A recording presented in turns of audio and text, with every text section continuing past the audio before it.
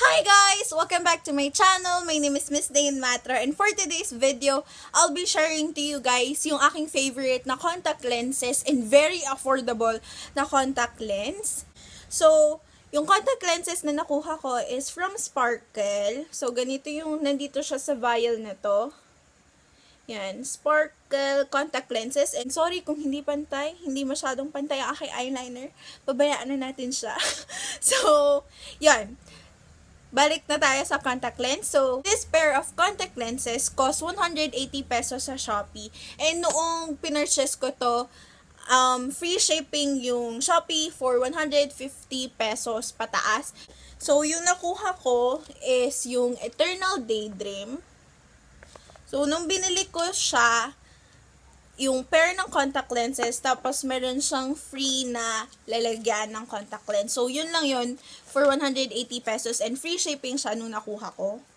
And then, wala siyang kasamang solution, kaya pumunta ako ng EO at bumili ako ng kanilang contact lens solution. So, ito yung kinuha ko, yung pinakamura, yung kinuha kong contact lens solution. This costs only 149 pesos if I'm not mistaken. Very affordable lang siya and malaki na siya. This has 360 ml. Tapos, may free siya na contact lens case. And ito yung ginagamit ko kasi mas matibay siya compared dun sa free dun sa contact lens. Tapos, bumili din ako nitong EO Soflon at ambassador na comfort drops na nakita ko kay Miss Reyes. Kaya bumili din ako and okay siya kasi mas napapatagal niya yung wear. Mas napapatagal niya yung paggamit mo sa contact lenses. So, 2 to 3 drops nito is okay na and twice a day siya pwede gamitin. So, kasama doon sa order ko, may binigay siyang parang pamphlet ata. So, yan. So, made from 100% guarantee safe materials approved in USA. So, ganyan yung mga itsura niya. Forever Classic. Tapos, may mga lens, yung may mga malalaki yung contact lens. Pero yung akin, normal lang ata. And yun nga. Eternal Daydream in gray. So, yan. And 14.2 millimeters. So, meron din sila yung may mga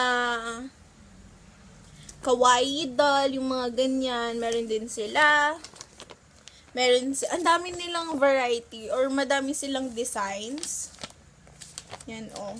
Tapos, meron din silang mga animation na contact lenses. So, yan. I got this sa Les Pelano ata na Shopee.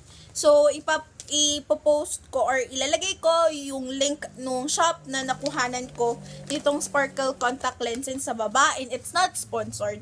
So, i-share ko sa inyo yung experience ko. So, nung first day na in-apply ko ito or ginamit ko tong mga contact lenses, tumagal siya sa akin, I think 6 hours, 4 to 6 hours na gamit ko siya and isang gamit nitong comfort drops. And siguro, one big factor nun is, galing ako sa Mainit, tapos nagpunta ako sa mall na sobrang lamig sa loob. Kaya siguro, naging ganon. So, naging malaking tulong to nung una kong gamit sa kanya. So, nung mga sumunod na araw na naggamit ko sa kanya, mas napapatagal niya and mas comfortable na siya suotin. Mas nasasanay na ako sa kanya and very comfortable siya suotin and wala, parang normal lang. And okay na okay siya kapag normal lang yung weather. I mean, walang aircon, walang air masyado. Yung hindi siya ganun kasobrang lamig na weather. Okay na okay siya, very comfortable siya suotin. Though, medyo nahihirapan akong ilagay siya sa eyes ko. Hindi ko alam kung problema ko ba yun or hindi ko alam. Pero, nahihirapan ako mag-apply sa kanya. Pero okay pa rin. Still, na-apply ko pa rin naman siya. Nalalagay ko pa rin siya ng okay naman sa mata ko. Tapos yan yung itsura niya. 'Di ba? Ang cute, gray siya. Yan, oh. 'Di ba? Ang cute. And murang-mura lang siya. And 1 year mo siya pwede gamitin, diba? It's not bad at all.